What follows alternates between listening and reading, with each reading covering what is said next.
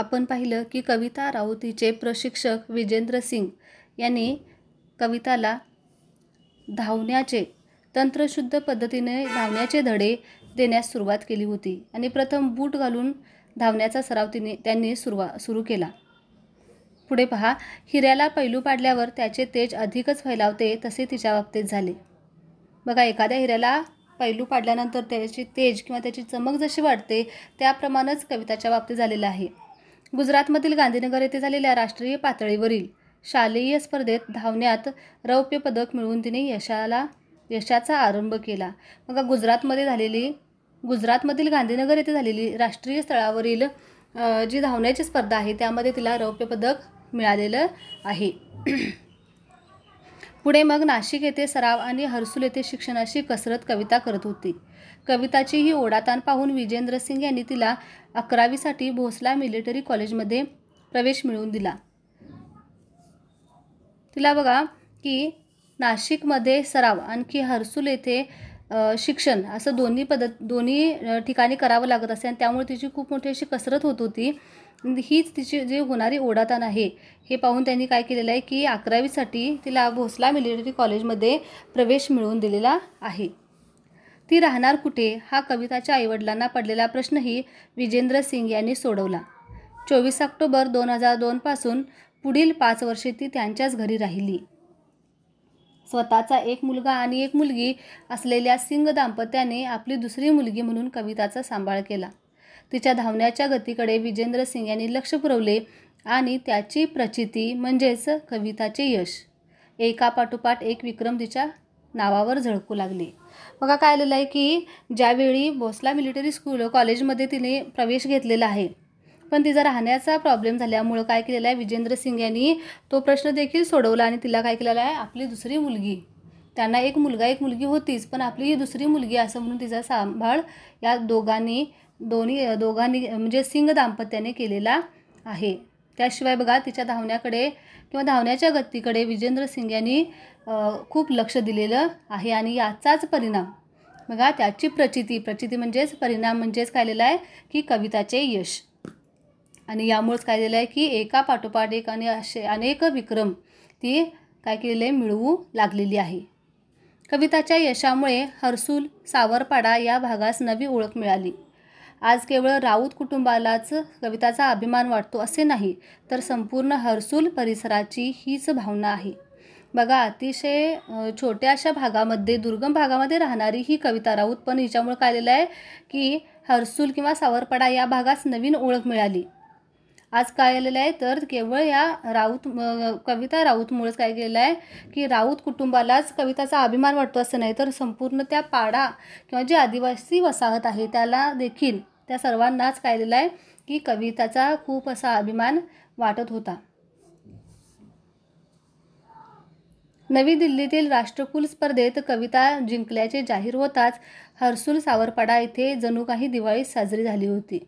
बघा, तिनं ज्यावेळी नवी दिल्लीमध्ये राष्ट्रकुल स्पर्धेमध्ये यश मिळवलेलं आहे तेव्हा काय आलेलं आहे की संपूर्ण हर्सुल किंवा सावरपाडा इथे काय आलेलं आहे एक प्रकारे दिवाळी सण साजरा करण्यात आलेला आहे. स्पर्धेत विजयी झाल्यानंतर कविता आपल्या गावी येणार म्हणून सकाळपासून जो तो स्वागताच्या कामात गुंतला होता. कविताचे कौतुक करण्यासाठी गावोगावचे लोक हजारोच्या संख्येने उपस्थित झाले होते.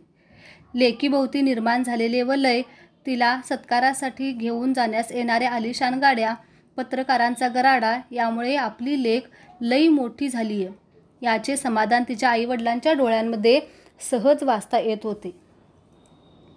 बघा, काय आलेलं आहे की नवी दिल्लीमध्ये जेव्हा राष्ट्रकुल स्पर्धेमध्ये तिनं यश संपादन केलेलं होतं त्यावेळी काय आलेलं आहे हर्सुल सावरपाडा येथे ती ज्यावेळी येणार असं समजलं त्यावेळी तिथं एक प्रकारची दिवाळी साजरी करण्यात आली. प्रत्येकजण तिच्या स्वागतासाठी तयार होतं. तिच्या बघा सकाळपासून काय आलेलं आहे की तिच्या स्वागताच्या कामामध्ये सर्वजण गुंतले होते. कविताचे कौतुक प्रत्येक गावामध्ये लोक हजारोच्या संख्येने करत होते आणि हे कौतुक करण्यासाठी तिथं ते उपस्थित राहिले होते. बघा, आपल्या लेकीभोवती आपल्या मुलीभोवती निर्माण झालेले वलय म्हणजे एक प्रकारचे प्रेमाचे आदराचे वर्तुळ हे बघा हे तिला सत्कारासाठी घेऊन जाण्यास येणाऱ्या आलिशान गाड्या म्हणजे आपल्या मुलीच्या यशामुळे काय झालेलं आहे, तिच्याभोवती एक प्रकारचं प्रेमाचं वलय वर्तुळ निर्माण झालेले आहे आणि तिच्या सत्कारासाठी आलेल्या अनेक आलिशान गाड्या तसेच पत्रकारांचा गराडा, म्हणजे अनेक पत्रकार इथं जमले होते. या सगळ्यामुळं काय होतं, या कविता राऊतच्या आईवडिलांना वाटत होतं की आपली मुलगी ही काय झालेली आहे, खूप मोठी झालेली आहे. आणि त्याच असंच एक समाधान त्यांच्या डोळ्यामध्ये तरळत होतं. त्यांच्या डोळ्यामध्ये ते सहज दिसू लागलं होतं. साहजिकच आहे बघा, कोणत्याही आईवडिलांना आपल्या मुलांच्या यशामुळं खूप असं मोठं समाधान मिळतं. बघा, आपल्या आईवडिलांना काय हवं असतं, तर आपल्या मुलाचं यश किंवा आपल्या मुलाची झालेली प्रगती. आणि तेच इथं झालेलं आहे बघा, की कविता राऊत ही अतिशय म्हणजे आदिवासी किंवा दुर्गम भागात राहणारी ही मुलगी, पण हिच्या अथक परिश्रमामुळं काय आलेलं आहे की हिनं खूप मोठं यश मिळवलेलं आहे. आणि हे बघा आपल्याला काय दिसतं, सहजपणे या यशाचं जे कौतुक आहे हे तिच्या आईवडिलांच्या डोळ्यामध्ये आपल्याला पाहिल्यानंतर दिसून येतं आणि याचा आनंद त्यांना खूप मोठा झालेला आहे. कविता बंगळूर येथे विशेष प्रशिक्षणासाठी गेली असताना रोज किमान एकदा तरी आईशी फोनवरून बोले.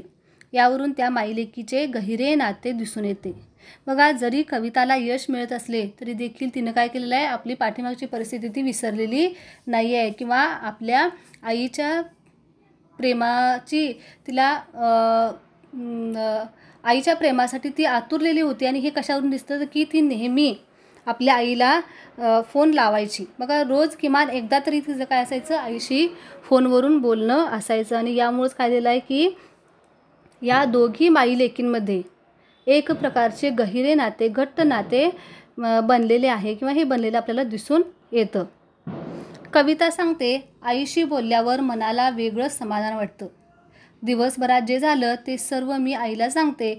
माझ्या त्रासाबद्दल मात्र तिला काही सांगत नाही, कारण ते ऐकून आईला उगीच वाईट वाटत राहील. बघा, इथं एका मुलीला आपल्या आईबद्दल असणारी हळहळ किंवा आपल्या आईबद्दल वाटणारं प्रेम, आपुलकी या वाक्यातून दिसून येतं की मी जे सगळं झालेलं होतं दिवसभराचं जे झालेलं असायचं ते सर्व माझ्या आईला मी फोनवरून नेहमी सांगत असे. पण एखादी गोष्ट जर त्रासाची असेल किंवा माझ्या निराश होण्याची असेल किंवा काहीतरी वेगळे असेल, निराशजनक असेल, तर काय होत होतं की ती कविता राऊत आपल्या आईला ती गोष्ट सांगत नसायची. कारण काय व्हायचं की यामुळं आपली आई विनाकारण नाराज होईल, दुःखी होईल याची तिला जाणीव होती. म्हणजे बघा, यावरूनच आपल्याला दिसून येतं की एक मुलगी आणखी आई यांच्यामध्ये किती अतिशय प्रेमळ असं हे नातं, अतिशय घट्ट अशी ही वीण तयार झालेली होती. म्हणजे बघा, यातून हे सांगायचं आहे की कविता राऊत ही पुढचं शिक्षण घेत असली किंवा तिला मोठमोठे पदकं मिळत असली किंवा तिला मोठं यश मिळत असलं तरी देखील ती आपल्या आईवडिलांचं जे आपल्यावर असणारं प्रेम आहे ती विसरलेली नव्हती. हे आपल्याला ह्या 4 ओळीतून दिसून येतं. पुढे बघा, कविता हळवी आहे. प्रसिद्धीच्या वलयाने तिच्या स्वभावात काही फरक पडलेला नाही. बघा, काय सांगितलं इथं लेखकांनी की ती हळवी आहे, पण तरी देखील प्रसिद्धीची वलये म्हणजे जे तिच्या भोवती, आता मी तुम्हाला सांगितलं की तिच्या आईवडिलांबद्दल तिच्या मनामध्ये जे प्रेम होतं ते तसंच होतं की ती आपल्या यशामुळं स्वतःला तिला गर्व वगैरे असं झालेलं नव्हता.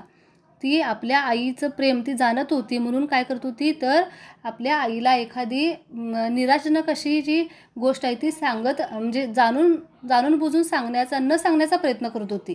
कारण का, तर तिच्या आईला यामुळे त्रास होईल ही ती जाणत होती. आणि म्हणून इथं सांगितले बघा, ती हळवी होती. आणि काय झालेलं आहे, हळवी असली तरी प्रसिद्धीच्या वलयाने तिच्या स्वभावात काही फरक पडलेला नव्हता. म्हणजे तिला खूप प्रसिद्धी मिळाली तरी देखील तिच्या स्वभावामध्ये फरक पडलेला नव्हता, ती तशीच होती.